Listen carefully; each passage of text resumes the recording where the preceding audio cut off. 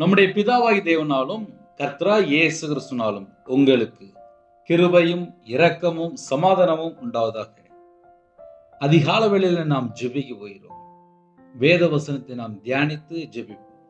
எரேமியா 6ஆம் அதிகாரம் 16, 17 ஆகிய வசனங்களிலே, வழிகளிலே நின்று பூர்வ பாதைகள் எவை என்று கேட்டு விசாரித்து நல்ல வழி எங்கே என்று பார்த்து அதிலே நடவுங்கள், அப்பொழுது உங்கள் ஆத்துமாவுக்கு இளைப்பாறுதல் கிடைக்கும் என்று கர்த்தர் சொல்கிறார். அவர்களோ நாங்கள் அதிலே நடக்க மாட்டோம் என்கிறார்கள். நான் உங்கள் மேல் காவலாளரையும் வைத்து எக்கால சத்தத்துக்கு செவிகொடுங்கள் என்றும் சொன்னேன். அவர்களோ நாங்கள் கேட்க மாட்டோம் என்கிறார்கள். அவர்களோ நாங்கள் அதிலே நடக்க மாட்டோம் என்கிறார்கள். அவர்களோ நாங்கள் கேட்க மாட்டோம் என்கிறார்கள். இன்னைக்கு உள்ள செய்தி என்ன அப்படின்னா, வழிகளிலே நின்று பூர்வ பாதைகள் எவை என்று கேட்டு விசாரித்து நல்ல வழி எங்கே என்று பார்த்து அதிலே நடவுங்கள். இப்போ நிறைய குடும்பத்திலே நிறைய ஆலோசனைய இப்போ கேட்கறது கிடையாது. ஒரு பக்கம் கர்த்தருடைய ஆலோசனை இருக்கு, இன்னொரு பக்கம் பார்த்தா ஃபேமிலியில நிறைய நேரத்தில் நம்ம நல்லா இருக்கும்னு நினைச்சிட்டு அவங்க கஷ்டப்பட்டு நமக்கு நிறைய ஆலோசனை பல மெத்தட்ல நமக்கு சொல்லுவாங்க. அப்புறம் நம்ம சர்ச்சுக்கு போறோம், அங்க நமக்கு செய்தி மூலியமாக நிறைய ஆலோசனை தருவாங்க. நம்ம கையில பைபிள் எடுத்து வாசிக்கும் போது ஆவியானவர் நிறைய ஆலோசனை தருவார். வழிகளிலே நின்று நிறைய வேளையிலே நம்ம செக் பண்ணியாச்சு அப்படின்னா நம்மள்ட்ட எங்கேயாவது ஒரு மிஸ்டேக் இருக்கும். அதை நம்ம கண்டுபிடிச்சு சரி செய்தால் ஆசீர்வாதத்தை உடனே பெற்றுக்கொள்ள முடியும். ஏன்னா இப்ப நிறைய குடும்பத்துல ஆசீர்வாதம் வேணும். ஏன்னா வீட்டில் கடன் இருக்கும், பிரச்சனை இருக்கும், வறுமை இருக்கும், தரித்திரம் இருக்கும். பிள்ளைகள் பார்த்தா எனக்கு இது வேணும் அது வேணும்னு சொல்லி கேட்பாங்க. ஒரு குடும்பம் அப்படின்னாலே வீட்டில் இப்போ நிறைய பணம் தேவை இருக்கு, சம்பளம் கம்மி, செலவு அதிகம், எல்லா விலைவாசி கூட. நிறைய குடும்பத்தில் யார்கிட்ட போய் சொல்லன்னு தெரியல. இப்போ அப்படிதான் இருக்கு. நம்ம வாழ்ற காலம் கடைசி காலம், எல்லா விலைவாசியிலும் கூட. அப்போ ஒவ்வொரு பொருள் வாங்கும் போதும் பார்த்து பார்த்து வாங்குவாங்க. ஆனா ஆவிக்குரிய வாழ்க்கையிலே வழிகளிலே நின்று நான் வாழ்ற வாழ்க்கை சரியான வாழ்க்கையா, கர்த்தருக்கு பிரியமான வாழ்க்கையா, அதை கண்டுபிடிச்சால் குடும்பங்கள் கட்டப்படும். இன்னைக்கு ஏன் குடும்பம் கட்டப்படாமல் இடிந்து போன நிலைமையில கிடக்கு? ஏன் குடும்பத்துக்குள்ள ஒருமனப்பட்ட ஆவி இல்லை? குடும்பத்துக்குள்ள ஏன் இன்னும் ரட்சிக்கப்படாம இருக்கிறாங்க? ஏன் இன்னும் ஆவிக்குரிய வாழ்க்கையில வளர முடியல அப்படின்னு சொல்லி நல்ல ஆழமா போய் பார்க்கும்போது ஒரு மனுஷன் எதை யோசிக்கணும் அப்படின்னா, வழிகளிலே நின்று. வழிகளிலே நின்று. வழிகளிலே நின்றுனா எனக்கு ஒரு காரியம் ஞாபகத்துக்கு வருது. 2019 ஃபேமிலியா அழகா ஒரு 2 வீலர்ல ஊழியத்துக்கு போயிட்டு ரிட்டர்ன் வந்துட்டு இருக்கோம். வேகமா வரும்போது ஒரு ரோடு மாறிட்டு ஒரு 5 கிலோமீட்டர் வழி தவறி வேற வழியில போயாச்சு.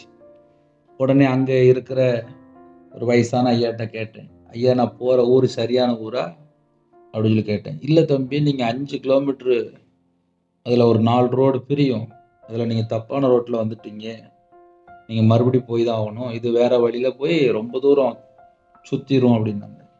உடனே நேராக வண்டியை திரும்பிட்டேன். 5 கிலோமீட்டர், 5 10 கிலோமீட்டர்.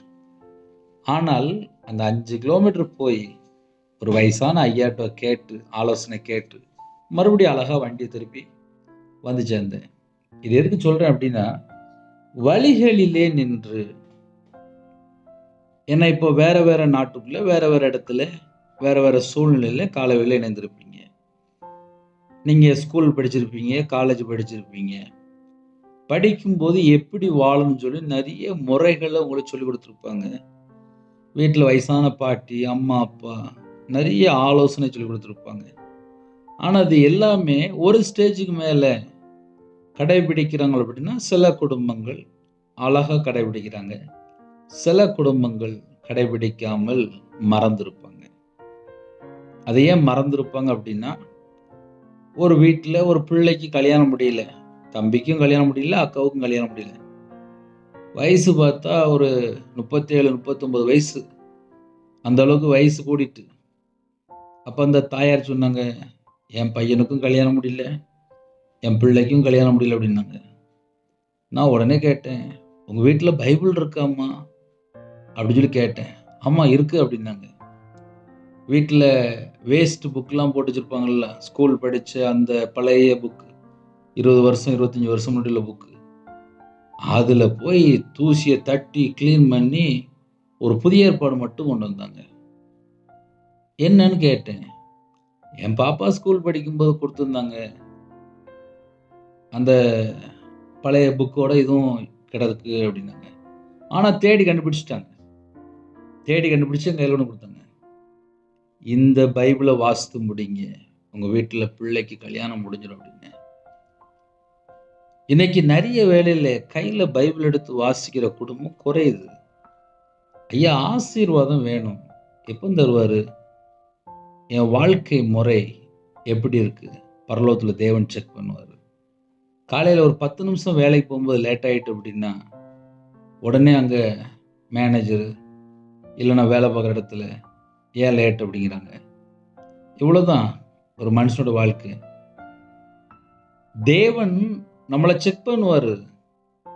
வழிகளிலே நின்று, அடுத்த பாயிண்ட், பூர்வ பாதைகள் எவை என்று கேட்டு விசாரித்து.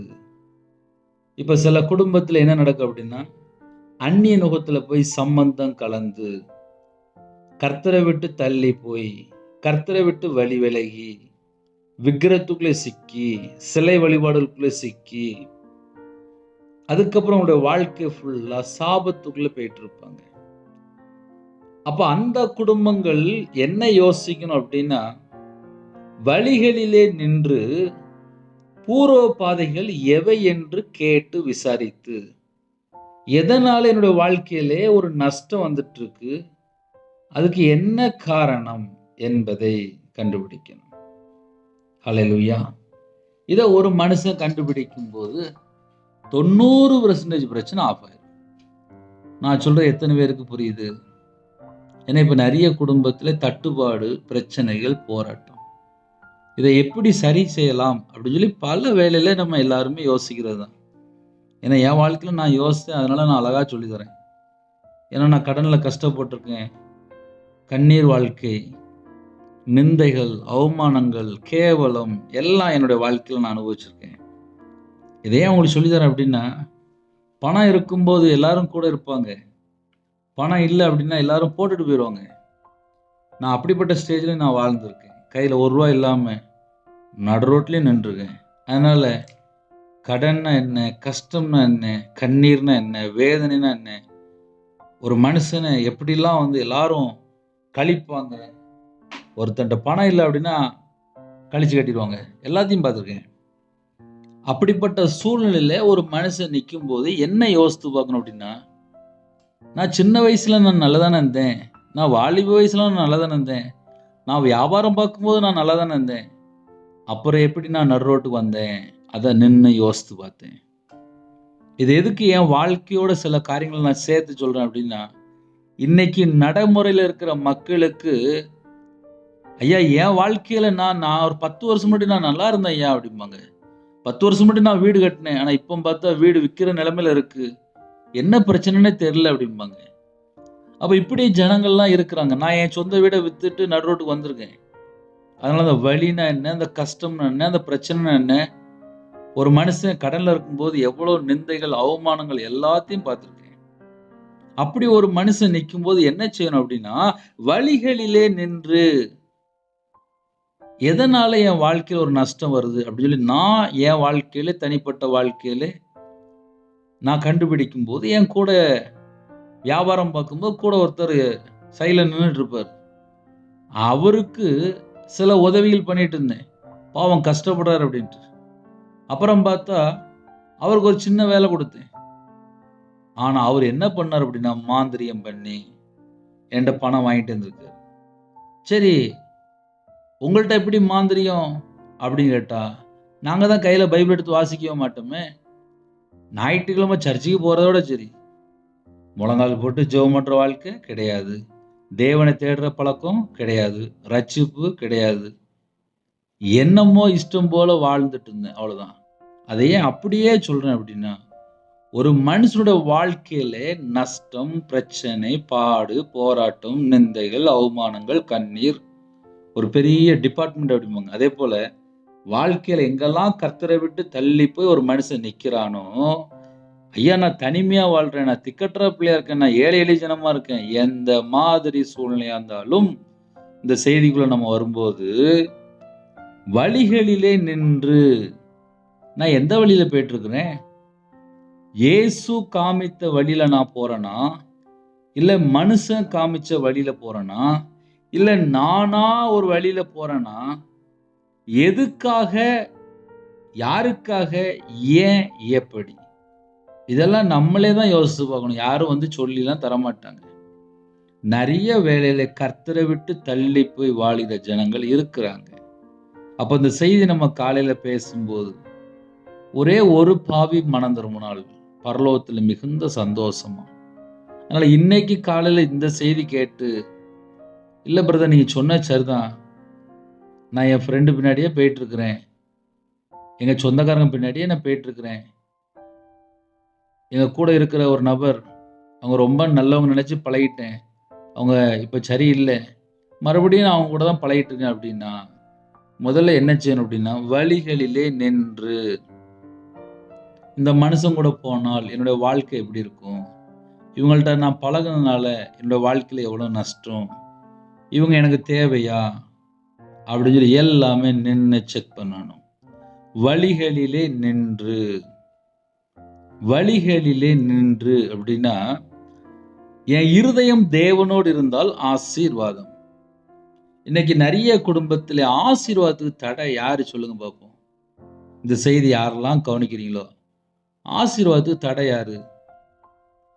ஐயா நான் ஒரு குடும்பத்துல பழகுறேன். அவங்க சரியில்லை. அவங்க தந்திரமா இருக்காங்க. வேஷம் போடுறாங்க. மறுபடியும் மறுபடியும் வேஷம் போட்டுட்டே இருக்காங்க. அவங்க தப்பான ஒரு நபர்ன்னு சொல்லி நமக்கு தெரியுது. உடனே என்ன செய்யணும்? நம்ம விலகி போகணும். வழிகளிலே நின்று பூர்வ பாதைகள் எவை என்று கேட்டு விசாரித்து. எவை என்று கேட்டு விசாரித்துனா எப்படி? நம்ம ஒரு இடத்துல நமக்கு நிறைய கற்றுக் கொடுப்பாங்க. சின்ன வயசுல இருக்கும்போது, நீ இப்படிதான் இருக்கணும் மக்களே. இப்படிதான் வாழணும்ப்பா. இப்படிதான் செய்யணும்மா. ஒவ்வொரு ஊர்லயுமே ஒவ்வொரு அழகா கருத்துகளோடு பிள்ளைகள் அழகா சொல்லி சொல்லி வளர்ப்பாங்க. இப்ப நான் திருநெல்வேலியில எங்களுக்கு ஒரு விதமா சொல்லி கொடுப்பாங்க. வேற ஊர்ல இருக்கும்போது அவங்களுக்கு ஒரு விதமா சொல்லி கொடுப்பாங்க. ஒவ்வொரு ஊர்லயுமே ஒவ்வொரு விதமா சொல்லி கொடுப்பாங்க. ஒரு மனுஷன் தேவனுக்கு பிரியமானபடி வாழ்ந்தால் ஆசீர்வாதம். மனுஷனுக்கு பிரியமானபடி வாழ்ந்தால் அதுல கஷ்டம், நஷ்டம், வேதனை, துன்பம் எல்லாம் உள்ள இருக்கு. அதனால நான் மறுபடியும் நிப்பாட்டி மறுபடியும் பேசிட்டு இருக்கேன்.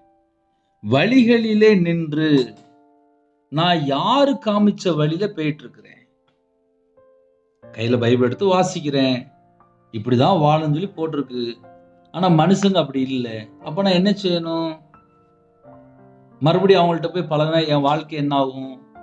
என் வாழ்க்கை வம்பா போயிரும். அப்ப நான் என்ன செய்யணும்? ஒரு மனுஷன் சரியில்லை, ஒரு குடும்பம் சரியில்லை, பக்கத்து வீட்டுல குடும்பம் சரியில்லை, சொந்தக்காரங்க சரியில்லை. அப்ப என்ன செய்யணும்? மறுபடியும் போய் அவங்கள்ட்ட பழகிட்டு இருக்கணுமா? ஒரு மனுஷன் தப்பா இருக்கிறான்ப்பா, மறுபடியும் அவங்கள்ட்ட பழகிட்டு இருக்கணுமா? இதெல்லாம் வழிகளிலே நின்று பூர்வ பாதைகள் எவை என்று கேட்டு விசாரித்து. நம்ம கேட்டு விசாரிக்கணும். எப்படி விசாரிக்க போறோம்? நம்ம நார்மலா யோசிப்போமே, எப்படி விசாரிக்க போறோம்? அம்மா அப்பாட்ட கேட்கலாம், வீட்டுல பெரியவங்கள்ட்ட கேட்கலாம், குடும்பத்துக்குள்ளே யாரெல்லாம் இருக்கிறீங்களோ விசாரிச்சு பார்க்கலாம். ஒவ்வொரு இடத்துலையுமே ஒவ்வொரு பிரச்சனைகள் காணப்படும். அதுல யாரு பிரச்சனை வருவா அப்படின்னா, நம்ம யார்கிட்ட பழகி இருக்கிறோமோ, தேவையில்லாத காரியம் மூலியமா சில பிரச்சனைகள் உள்ள வந்துட்டு நின்று யோசிக்கணும். வழிகளிலே நின்று பூர்வ பாதைகள் எவை என்று கேட்டு விசாரித்து, நல்ல வழி எங்கே என்று பார்த்து. இப்ப நம்ம எதை செக் பண்ணணும் அப்படின்னா, நான் போற வழி நல்ல வழியா கெட்ட வழியா?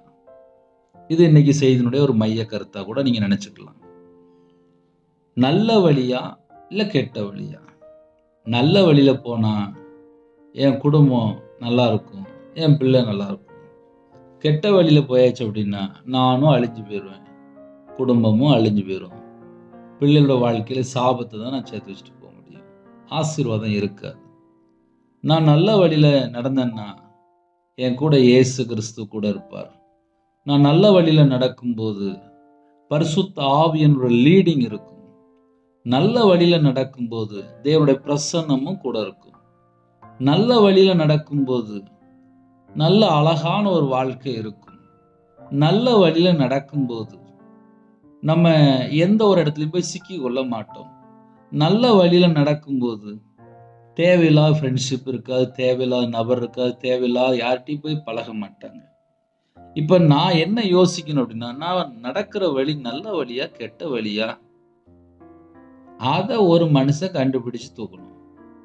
அப்ப எதை கண்டுபிடிக்கணும் அப்படின்னா, வழிகளிலே நின்று. ஐயா, காலையில தூங்கி எந்திரிச்சு உங்க செய்தி நான் டெய்லி கேட்கிறேன். சரி, கேட்டீங்க. ஏதாவது வாழ்க்கையில மாற்றம் இருக்கா? இல்ல அப்படியே தான் வாழ்றீங்களா? அப்படியே வாழ்ந்தா பரலோகத்துக்கு எப்படி போக முடியும்? ஒண்ணு மனமாற்றம் இருக்கணும், இல்லைன்னா டெய்லி செய்தி கேட்கிறேன், இப்ப நான் கையில பைபிள் எடுத்து வாசிக்கிறேன், இப்ப நான் நல்லா இருக்கிறேன், ஏதாவது ஒன்னாவது வேணும்ல. நம்ம நார்மலா பேசிட்டு இருக்கேன். வழிகளிலே நின்று பூர்வ பாதைகள் எவை என்று கேட்டு விசாரித்து. கேட்கணுமா விசாரிக்கணுமா? கேட்டு விசாரித்து. அதுல 2 வேர்டு. வழிகளிலே நின்று பூர்வ பாதைகள் எவை என்று கேட்டு விசாரித்து, நல்ல வழி எங்கே என்று பார்த்து. கண்ணு கொடுத்துருக்காருல்ல, நல்ல வழி எங்கே என்று பார்த்து. அப்ப எதை பார்க்கணும்? நல்ல கண்ணை வச்சு அழகா பார்க்கணும்னா, நல்ல வழியா கெட்ட வழியா? எந்த வழியில நிக்கிறேன்? நல்ல வழியும் இருக்கு, கெட்ட வழியும் இருக்கு. நான் பரலோகத்துக்கு போகணுமே, அப்ப நான் நல்ல வழியில எல்லாம் நடக்கணும். ஐயோ, அந்த வழியில போனா கெட்ட வழியில, அது தப்பான பாதைக்குள்ள போகுது, அது ஒரு மோசமான வாழ்க்கையே, அது மரண வாசல்ல, அது பாதாள வாசல்ல. ஐயோ, நான் அந்த இடத்துல போனா நான் மாட்டிக்கிடுவேனே அப்படின்னு சொல்லி வழிகளிலே நின்று ஒரு மனுஷன் கிளியரா நின்று செக் பண்ணணுமா? காலையில தூங்கி எழுந்திரிச்ச உடனே யூனிஃபார்ம் அவங்க அதைத்தான் போட்டாகணும். சில பிரைவேட் கம்பெனி அவங்க வேற வேற ட்ரெஸ் போடலாம். காலைல தூங்கி எழுந்திரிச்ச உடனே இன்னைக்கு என்ன மீட்டிங் இருக்கு, இன்னைக்கு எந்த ட்ரெஸ் போடலாம் அப்படின்னு சொல்லி எல்லாமே காலையில வீட்டிலேயே நம்ம முடிவு பண்ணிடுவோம். இன்னும் சில குடும்பத்தில் நைட்டே முடிவு பண்ணிடுவாங்க, நாளைக்கு என்ன ட்ரெஸ் போடணும். ஒரு ட்ரெஸ் போடுறதுக்கு நம்ம இப்படி யோசிக்கிறோம். ஸ்பிரிச்சுவல்ல ஐயா நான் வளரணும், அழகா வளரலாம். நான் 2015 கையில பைபிள் எடுத்து வாசிக்க ஆரம்பிச்சேன், அவ்வளவுதான் எனக்கு தெரியும். இன்னைக்கு 2026 முடிய போகுது. 10 வருஷம் ஆயிட்டு ஊழியத்துக்கு வந்து. இந்த 10 வருஷம் முடிஞ்சு 11ஆவது வருஷத்துக்குள்ள உள்ள வந்துட்டேன். ஆனால் திக்குவாய் தான், சாதாரண ஒரு மனுஷன் தான், சொல்றதுக்கெல்லாம் ஒண்ணுமே இல்லை. ஆனால் எனக்கும் தேவனுக்கும் உள்ள அந்த தொடர்பு கரெக்டா இருக்கா? அதை மட்டும் நம்ம கண்டுபிடித்தால் ஆவிக்குரிய வாழ்க்கையில பல மடங்கு வளரலாம். அதுல தடையா இருக்கிற காரணம் என்ன? தடை பண்றது யாரு? ஆவிக்குரிய வாழ்க்கையில ஏன் வளர முடியல அப்படின்னு சொல்லி கொஞ்சம் நம்ம ஆழமா உள்ள போய் பார்க்கும்போது, நல்ல வழியில நடக்கணும் அப்படின்னு சொல்லி ஒரு மனுஷன் முடிவு பண்ணினால் முதல்ல கையில பைபிள் எடுத்து வாசிக்க ஆரம்பிச்சிருவான். ஏன்னா இப்ப நல்ல வழி அப்படின்னு உடனே அவங்க மைண்ட்ல ஒன்று செட் பண்ணி பார்த்துட்டு, ஓ இதான் நல்ல வழி அப்படின்ட்டு கிளம்பி போயிடுவாங்க. அப்படி கிடையாது. கையில பைபிள் எடுத்து வாசிக்கணும். கையில் பைபிள் எடுத்து வாசிக்கும் போது தான் ஒரு மனுஷனுடைய சுபாவம்னா என்ன, கேரக்டர்னா என்ன, ஒரு மனுஷன் எப்படி வாழ்கிறான், எப்படி இருக்கிறாங்க, எல்லாமே பைபிளில் எழுதப்பட்டிருக்கு. என் வாழ்க்கையில் நான் கையில் பைபிள் எடுத்து வாசிச்சதுக்கு அப்புறம் தான் நான் கண்டுபிடிச்சேன், நான் ஒரு பாவி, நான் மனம் திரும்பணும், நான் இயேசு கிறிஸ்து ரத்தத்தினால கழுவப்படணும், என் பாவங்கள் மன்னிக்கப்பட்டாதான் நான் பரலோகத்துக்கு போக முடியும், நான் தேவனிடத்திலிருந்து இரக்கங்களே பெற்றுக்கொள்ளணும் அப்படின்னா நான் பாவத்தை அறிக்கை செய்து விட்டுருக்கணும், அப்பந்தான் தேவன்கிட்ட இரக்கங்களை பெற்றுக்கொள்ள முடியும், நான் பரலோகத்துக்கு போகணும் அப்படின்னா பரிசுத்த ஆவியினுடைய சத்தத்துக்கு நான் செவி கொடுக்கணும், சத்திய வார்த்தைக்கு நான் கீழ்ப்படியணும். இப்படிலாம் நான் கையில பைபிள் எடுத்து வாசிக்கும் போது கண்டுபிடிக்க ஆரம்பிச்சேன். அதுல நான் எத்தனை % இருக்கிறேன், நான் எந்த அளவுக்கு நான் கீழ்ப்படுகிறேன், என் வாழ்க்கையில் எந்த அளவுக்கு மிஸ்டேக் இருக்கு, அப்புறம் அதை கண்டுபிடிக்க ஆரம்பிச்சேன். சின்ன பிள்ளைக்கு சொல்லி கொடுத்த மாதிரி சொல்லி கொடுத்துட்டு இருக்கேன். நீங்க நீ லைவ்லலாம் பார்க்கல, இந்த வசனத்தை நான் ஸ்கிரீன்ல நிப்பாட்டியிருக்கேன், அவ்வளவுதான். லைவ்ல உட்காந்து பேசினாலும் இப்படிதான் பேசிட்டு இருப்பேன். இதை ஏன் உங்களுக்கு சொல்லித்தரேன் அப்படின்னா, ஒரு மனுஷன் கையில பைபிள் எடுத்து வாசிக்கும் போது, ஆமா போன வாரம் அந்த இடத்துல நம்ம தேவையில்லாம போயிட்டோன்னே, அதனால நமக்கு ஒரு பெரிய நஷ்டம் வந்துட்டுல அப்படின்னு சொல்லி யோசிப்பாங்க. எப்போ கையில பைபிள் எடுத்து வாசிக்கும் போது. அதே நேரத்தில் நான் சர்ச்சில் ஒரு 2 மணி நேரம் உட்காந்துருந்தேன், எவ்வளோ நிம்மதியா உட்காந்துருந்தேன். அந்த 2 மணி நேரம் தான் என் வாழ்க்கையில சந்தோஷமா இருந்துச்சு. அப்ப நான் மறுபடியும் சர்ச்சுக்கு போகணுன்னே அப்படின்னு சொல்லி, நல்ல வழி எது, கெட்ட வழி எது, ஒரு மனுஷன் நிதானிக்க ஆரம்பிச்சிட்டான் அப்படின்னா அவங்க லைஃப் சக்சஸ். ஹல்லேலூயா. இப்ப நான் இவ்வளவு நேரம் பேசினதுலயே இந்த செய்தியை ஃபுல்லா நீங்க அழகா கவனிச்சு முடிச்சிட்டீங்க. கர்த்தருக்கு ஸ்தோத்திரம். ஏன்னா கர்த்தரோட நாமம் மகிமைப்படணும். காலை வேளையில கொஞ்ச நேரம் கேட்குறீங்க, நல்லா இருக்கு அப்படின்னா கீழே இந்த கமெண்ட்லாம் கொஞ்சம் போடுங்க. வழிகளிலே நின்று செக் பண்ணி பாருங்க. உங்களுடைய ஃப்ரெண்ட்ஷிப், உங்களுடைய கூட இருக்கிறவங்க, சொந்தக்காரங்க, இல்லை வீட்டில் இருக்கிறவங்க எல்லாரையும் லைட்டா வழிகளிலே நின்று பூர்வ பாதைகள் எவை என்று கேட்டு விசாரித்து, சில நேரத்தில் கேட்கணும், சில நேரத்தில் விசாரிக்கணும். வீட்டில் வயசான பாட்டி, என் மருமக 2 இட்லி தருவாளா அப்படின்னு சொல்லிட்டு பொறுமையாக இருப்பாங்க. மாமியார் மருமகள் அழகா சந்தோஷமா பேசினா அந்த குடும்பம் ஆசீர்வாதமாக இருக்கும். ஆனால் ஏதோ ஒரு காரியத்தில் இதயத்தில் ஒரு கசப்பு வரும்போது அப்புறம் பார்த்து ஐக்கியம்லாம் இல்லை. ஆனால் கல்யாணம் முடிஞ்ச புதுசில் ஐக்கியமாக இருந்திருப்பாங்க, இப்போ பார்த்து ஐக்கியம் இல்லை. ஏன்னா ஏதோ ஒரு காரியத்தில் தள்ளி போயிருப்பாங்க. ஆனால் இன்னைக்கு தேதியில் எப்படி நம்ம தேவனோடு ஒப்புரவா வருமோ, மனுஷனோடு சில நேரத்தில் ஒப்புரவா வேண்டியிருக்கும். ஆவிக்குரிய வாழ்க்கையில் வளரணும் அப்படின்னா இருதயத்தில் கசப்பு இருக்கக்கூடாது, இருதயத்தில் வெறுப்பு இருக்கக்கூடாது, இருதயத்தில் பகை இருக்கக்கூடாது. சில நேரத்தில் அந்தகார கிரியைக்கு உடன்படாமல் கடிந்து கொள்ளுங்கள் என்று எழுதப்பட்டிருக்கு.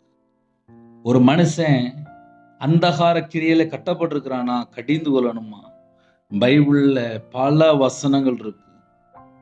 பரலோகத்துக்கு போகணும் அப்படின்னா வேறு பிரிக்கப்பட்ட ஜனமா இருக்கணும், ஆசீர்வதிக்கப்பட்ட ஜனமா இருக்கணும், பரிசுத்த சந்ததியா இருக்கணும். எவ்வளவு காரியம் இருக்கு.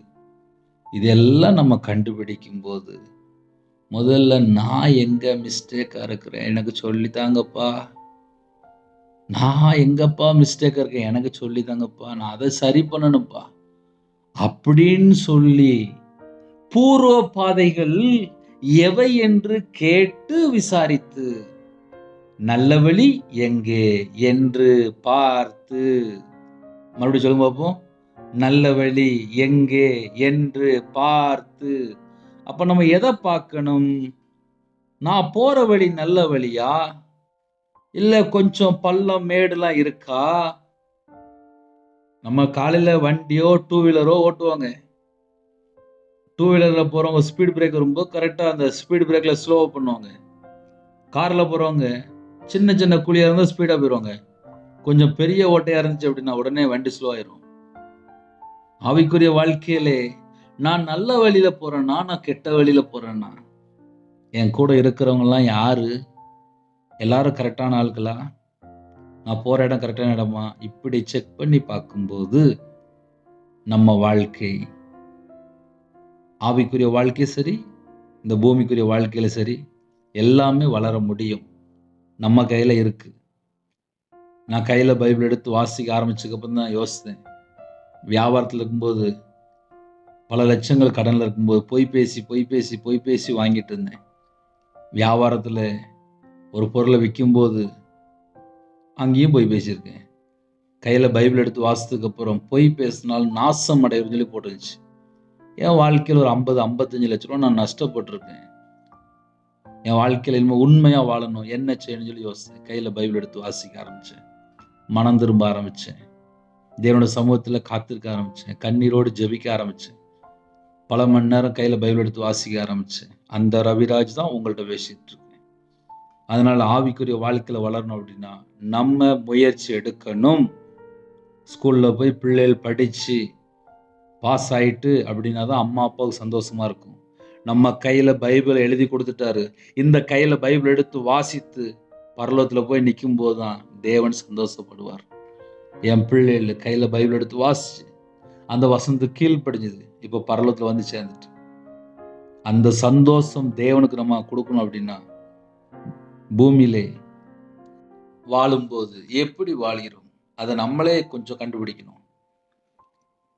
பூர்வ பாதைகள் எவையென்று கேட்டு விசாரித்து நல்ல வழியா கெட்ட வழியா, நல்ல வழி எங்கே என்று பார்த்து அதிலே நடவுங்கள், வழியை செக் பண்ணி நடங்க அப்படின்னு அழகா சொல்லி கொடுத்தாரு. அப்பொழுது உங்கள் ஆத்மாவுக்கு இளைப்பாறுதல், சமாதானம். என் இருதயத்துக்குள்ள எப்போ சமாதானம் வந்துச்சு அப்படின்னா தேவையில்லாத இடத்துக்கு நான் போறதை ஃபுல்லா நிப்பாட்டிட்டேன். ஒரு மனுஷன் தந்திரமா இருக்கிறானா, வேஷம் போட்டுட்டே இருக்கிறானா, மறுபடியும் வேஷம் போடுறானா, அப்படிப்பட்ட ஒரு மனுஷன் வேண்டாம். இன்னைக்கு கடைசி காலத்துல ஜனங்கள் எப்படி இருக்கிறாங்கன்னா வேஷம் போடுறாங்க. வேஷம் போட்டு ஆக மொத்தம் ஒரு நாள் வேஷம் கலைஞ்சிரும். ஜட்ஜ்மெண்ட் டேல போய் நிற்கும் போது அங்கதான் எல்லாமே பார்த்துருவாரு. அவருக்கு முன்பா எல்லாமே வெளியரங்கமா இருக்கு. அதனால கர்த்தருடைய பிள்ளைகளுக்கு செய்தி என்ன அப்படின்னா, என் இருதயத்துக்குள்ள ஒரு சமாதானம் வேணும், என் ஆத்மாவுக்கு ஒரு இளைப்பாறுதல் வேணும் அப்படின்னா இவ்வளவு நான் செக் பண்ணால் எனக்கு இளைப்பாறுதல் கிடைக்கும். ஹல்லேலூயா. இது முதல் பாயிண்ட். ரெண்டாவது, அடுத்த வசனத்திலே நான் உங்கள் மேல் காவலாளரையும் வைத்து எக்கால சத்தத்துக்கு செவி கொடுங்கள் என்றும் சொன்னேன். இப்ப இவ்வளவு நேரம் பேசியிருக்கோம்ல, இது ஒரு எக்கால சத்தம் தான். என்னை நீங்க பார்க்கல, நான் உங்களை பார்க்கல. நீங்க எந்த நாட்டில் இருக்கிறீங்க, எந்த ஊர்ல இருக்கிறீங்க, எந்த கிராமத்துல இருக்கிறீங்க எனக்கு தெரியாது. கர்த்தருடைய வார்த்தையை பேசுறேன், என் வாழ்க்கையில் உள்ள சில காரியங்களையும் சொல்றேன். நான் உங்கள் மேல் காவலாளரையும் வைத்து எக்கால சத்தத்துக்கு செவி கொடுங்கள் என்றும் சொன்னேன். அவர்களோ நாங்கள் கேட்க மாட்டோம் என்கிறார்கள். அதையும் சேர்த்து சொல்லிட்டாரு. முதல் வசனத்திலே அவர்களோ நாங்கள் அதிலே நடக்க மாட்டோம் என்கிறார்கள். நீங்க என்னதான் பிரசங்கம் பண்ணாலும் நாங்க எங்க இஷ்டத்துக்கு தான் வாழ்வோம், நீங்க என்னதான் கத்துனாலும் நாங்க கேட்க மாட்டோம். அந்த 2 பாயிண்ட் தான் அதில் எழுதப்பட்டிருக்கு. இப்ப இன்னைக்கு செய்தியில யாரெல்லாம் கேட்டீங்களோ கீழ்ப்படிஞ்ச ஆசீர்வாதம். இல்ல பிரதர், நாங்க கீழ்ப்படிய மாட்டோம், உங்க செய்தியான நாங்க டெய்லி கேட்போம் அப்படின்னா ஜட்ஜ்மெண்ட் இல்லை, நீங்க எல்லாரும் கணக்கு கொடுக்கணும். கொஞ்சம் கஷ்டமா தான் இருக்கும், கேட்கும்போது கொஞ்சம் கஷ்டமா தான் இருக்கும். நான் உங்கள் மேல் காவலாளரையும் வைத்து எக்கால சத்தத்துக்கு செவி கொடுங்கள் என்றும் சொன்னேன். அவர்களோ நாங்கள் கேட்க மாட்டோம் என்கிறார்கள். நான் ஒவ்வொரு நாளும் காலையில பேசிக்கிட்டே இருக்கேன், நைட்டும் பேசுறேன், காலையிலும் பேசுறேன். எல்லாத்தையும் கேட்டுட்டு மறுபடியும் நாடகம் பார்க்க, மறுபடியும் படம் பார்க்க, மறுபடியும் இஷ்டம் போல வாழ, மறுபடியும் நான் பழைய வாழ்க்கை தான் எனக்கு நல்லா இருக்கு அப்படின்னு சொல்லி மறுபடியும் இஷ்டம் போல வாழ போயாச்சு அப்படின்னா அது நல்ல வழி இல்லை, அது கெட்ட வழி. அது தெரிஞ்சே தப்பு பண்ணுவாங்க. அதைத்தான் அழகா எழுதப்பட்டிருக்கு. அவர்களோ நாங்கள் அதில் நடக்க மாட்டோம் என்கிறார்கள். அவர்களோ நாங்கள் கேட்க மாட்டோம் என்கிறார்கள். வசனம் இப்படிதான் முடியுது. அப்படியே பேசிட்டேன். இந்த வசனத்துல என்ன போட்டிருக்கோ அதனோட அர்த்தத்தை அப்படியே சொல்லிட்டேன். அதனால இந்த செய்திக்கு யாரெல்லாம் கீழ்ப்படியிலையோ ஜட்ஜ்மெண்ட் இல்லை, கணக்கு கொடுக்கணும். நானா இருந்தாலும் கணக்கு கொடுக்கணும். நம்ம எல்லாரும் நல்ல வழியை சூஸ் பண்ணி நிம்மதியா இளைப்பாறுதல் சமாதானத்தோடு இந்த பூமியில வாழ்வோம், சந்தோஷமா இருப்போம். சின்ன ஜெபம் பண்ணி முடிக்க போறேன். கண்களை மூடி நாம் ஜெபம் செய்வோம். அன்பின் கர்த்தாவே, உம்மை நன்றியோடு துதிக்கிறோம், ஸ்தோத்திரம்ப்பா. இணைந்திருக்கிறாங்கப்பா, நாங்க எல்லாரும் உங்க பாதப்படியில் வருகிறோம்ப்பா. எங்களுக்கு ஒவ்வொரு நாளும் ஜீவனை தருவீங்க. எல்லாவற்றையும் நினைத்து உமக்கு நாங்க நன்றி செலுத்துகிறோம். உம்மை நன்றியோடு துதிக்கிறோம், ஸ்தோத்திரம்ப்பா. இந்த நாளிலும் எக்கால சத்தம் என்று சொன்னீங்கப்பா. எக்கால சத்தத்துக்கு செவி கொடுங்கள் என்றும் சொன்னேன்.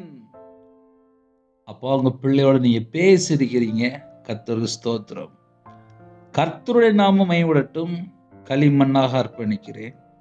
இணைந்திருக்கிற குடும்பங்கள் தேவனுடைய கரத்துக்குள்ள இருக்கணும். பிதா, குமாரன், பரிசுத்த ஆவியார் முத்திரை போட்டிருக்கணும். பரிசுத்த ஆவியான சத்தத்துக்கு செவி கொடுக்கணும். இயேசு கிறிஸ்து ரத்தத்தினால கழுவப்பட்டிருக்கணும். என்னுடைய பாவங்கள் மன்னிக்கப்பட்டிருக்கணும். நாங்க எல்லாரும் மனம் திரும்பணும். சிறு பிள்ளை போல மாறணும். யாரெல்லாம் மாறுறதுக்கு அர்ப்பணிக்கிறாங்களோ அவங்களுடைய பெயர்கள் ஜீவ புஸ்தகத்தில் எழுதப்படணும்ப்பா. பிள்ளைகளுடைய பாவத்தை மன்னிங்க, அக்கிரமத்தை மன்னிங்க, துணிகரமான பாவத்தை மன்னிங்க, தலைமுறை சாபத்தை நீக்கி போடுங்க. நல்ல வழியில நடக்க கிருபை தாங்க. அப்பிரோஜனமான ஊழியக்காரன்ப்பா. பிறந்த நாள், திருமண நாள் யாரெல்லாம் கொண்டாடுறாங்களோ பிள்ளைகளை பேர் பேராக ஆசீர்வதிங்க. கற்பதனிங்க ஜெபிக்கிறோம். கர்த்தர் மனமிறங்கி ஆசீர்வதிங்க. வெளியில புறப்படுறாங்க எல்லா தேச ஜனங்களையும் கர்த்தர் வேலை அடைக்கணும். சரீரத்தில் பலவீனத்தோடு படுத்த படுக்கையில யாரெல்லாம் ஜெபிக்கிறாங்களோ பூர்ண சுகம் தாங்க, தீர்காயுஸ் தாங்க, பலவீனத்தை எல்லாம் நீக்கி போட்டுங்க. நிறைய விண்ணப்பத்தோடு நிற்கிறாங்க. கடன் பிரச்சனை, குடும்ப பிரச்சனை, வாழ்க்கை பிரச்சனை, தனிப்பட்ட வாழ்க்கை பிரச்சனை, ஆவிக்குரிய வாழ்க்கையில வளர முடியல, போராடிட்டு இருக்காங்கப்பா. இந்த நாளும் செய்தி கேட்டு தெளிந்த புத்தியோடு இருக்க சொல்லிங்கப்பா. நல்ல வழியில நடக்க சொல்றீங்கப்பா. நற்கிரியை செய்ய சொல்றீங்கப்பா. நன்மை செய்ய சொல்றீங்கப்பா. தேவனுக்கு பிரியமானபடி பரிசுத்தமா வாழ சொல்றீங்கப்பா. எங்களுக்கு எவ்வளவோ ஆலோசனை கொடுக்குறீங்க. உங்க சத்தத்துக்கு நாங்க கீழ்ப்படியதுக்கு எங்களுக்கு கீழ்ப்படுகிற ஆவியை தாங்கப்பா. கர்த்தரை விட்டு நாங்க எந்த ஒரு சூழ்நிலை கூட தள்ளி போயிடக்கூடாது. எங்களுக்கு அப்படிப்பட்ட ஒரு இருதயம் தாங்க. கர்த்தர் ஒவ்வொரு குடும்பத்தையும் வேலையடைத்து ஆசீர்வதிங்க. இந்த நாள் முழுதும் பிள்ளைகளுடைய தேவைகள் எல்லாவற்றையும் சந்தித்து பரிபூர்ணமா ஆசீர்வதிங்க. உங்க நாம மட்டுமே விடுறோம். சிறியோர் முதல் முதியோர் வரை எல்லாரும் கர்த்தர் வேலையடைத்து ஆசீர்வதிங்க. நிறைய குடும்பத்திலே நிறைய தேவைகள் உண்டுப்பா. எவ்வளவுதான் செய்தி கேட்டாலும் எனக்காக ஜெபிப்பாங்களான்னு சொல்லி பிள்ளைகளுடைய இருதயம் ஏங்கி கொண்டிருக்கு. ரிது ஹௌஷகதினி மாலபல ஹுரபஹதினி மிஹபில் ஹாசிதினி ஷாந்து ரபஹ பிஹல்லஹரி பிலஹர்து ரிது லபலஹதினி மிஹபில் ஹாஷதுரி பிஹிரி பிலஹரபஹுர் பிலஹரது ரிதுனமா லஹதினி மேலாரது நமர ஷந்தராது ரிபி கரபரக்கரபலஹுரது. ஒரு குடும்பம் கண்ணீரோடு தரப்புல நின்று கொண்டிருக்கிறீங்க. லாது ஹவ் ஹஸ்பிஹி பிலஹரது. பயப்படாதே, கர்த்தர் உனக்கு துணையா இருக்கிறார். ரிதுன ஹதனமே கலா குருது ரிபி கரபக்கரதுரபலஹரது. அடைக்கப்பட்ட வாசலா இருக்கு என்று புலம்பி தவித்து கொண்டிருக்கிறாய். நான் யார்கிட்ட போய் சொல்லுவேன்? துக்க முகத்தோடு நின்று கொண்டிருக்கிறாய். இதோ கர்த்தர் உன் அருகில் நின்று கொண்டிருக்கிறார். லீஹா பஹதி பிஹு பஹதி பிஹு பஹா பிஹிரி பிருது ரபலரது லாது ரபலஹரி பிலஹத நமாரஹது ரபலஹாதரி பிரி விஷபலபலஹரது லாது ரிபி ரிபி கரபரஹது ரிபி ஷதரபரபக்கது ரபரக்கரது ரபலஹரது. அடைக்கப்பட்ட வாசல் எல்லாம் திறக்கப்படுகிறது. லீபாஹார தூர பரபு ஷபதுரிபி கரபரக்க துரபலஹரது லாதுரி ஷபலஹ துரபலக்க துரபலஹரது. நெருக்கப்பட்ட முள்ளுகள் இதோ சுட்டெரிக்கப்படுகிறது. ஷீபா பாபா தூரி ஷபலபா தூரி பிதிபி கரபரக்க துரபலரது லாதுரி பிரிபி ஷபலபர ஹுரபஹதி பிரிபிரிபி லபலபரது லாதுரி பிரிபி ஷபலபல ஹுரபரது ரிபி கரபர கர துரபலஹரது. கர்த்தர் வாசல் திறந்து விட்டார். மகளே, மகனே, புறப்படு. கர்த்தர் உன்னோடு வருவார். ரீது நேமா ஹதனோ ஹுரமாஹ் திபிஹி பிலாரது ஷதுரி பிலதிரிபி திரி ஷதரிபி கரபரக்க துரபலஹரது. தடைகள் விலகிவிட்டது. கர்த்தர் உங்களோடு வருவார். நன்றி. Thank you daddy. நீங்கள் பொறுப்பெடுத்துங்க. உங்கள் நான் மட்டுமே விடட்டும். அப்பிரயோஜனமான ஊழியக்காரன் களிமண்ணா அர்ப்பணிக்கிறேன். கர்த்தர் பொறுப்படுத்த துதி கன மகிமை எல்லாம் கர்த்தரா இயேசு கிறிஸ்து ராஜா ஒருவருக்கே செலுத்திடும். இயேசு கிறிஸ்து மூலியமா கேட்கும் நல்ல பிதாவே, ஆமென். தேவனுக்கே மகிமையுண்டாவதாக. கிறிஸ்துவுக்குள் பிரியமானவர்களே, 9442504351 9442504351 என்ற நம்பர் உண்டால் உங்களுக்காக ஜெபிப்போம். ஊழியத்துக்காக ஜெபித்துக் கொள்ளுங்கள். இரவு நேரத்தில் ஜெபிக்கிறோம். அதையும் தொடர்ந்து கேளுங்கள். God bless you.